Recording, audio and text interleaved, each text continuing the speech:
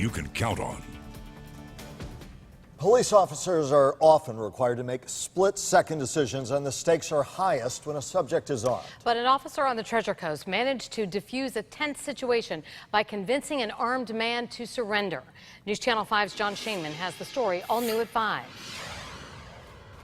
Port St. Lucie police officer Christopher Neidl was called out Monday after a report that this man, Courtney Miller, had argued with his mother, pointed a gun at his nephew, then ran off. We got a whole bunch of people out in the street for Labor Day. You know, I was really in fear for their safety, and I was in fear for his safety because he's armed, and I don't even know how many officers were out there in the perimeter trying to get him.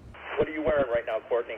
When Officer Neidl arrived at the home, contact had been made with Miller. When that call was made and Miller picked it up, he was already several blocks away from home.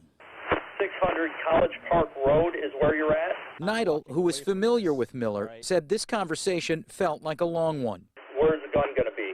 But he managed to calm him down. Gun's going to be 5 feet to your left, magazine out, chamber locked to the rear. I wanted to make sure that every officer that was going to him realized that he was complying with our directions. Courtney, you keep one hand on top of your head and one on the phone, okay?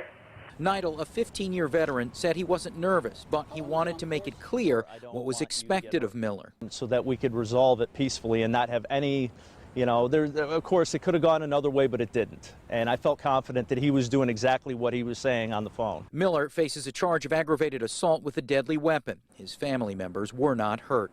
In Port St. Lucie, John Shainman, WPTV News Channel 5.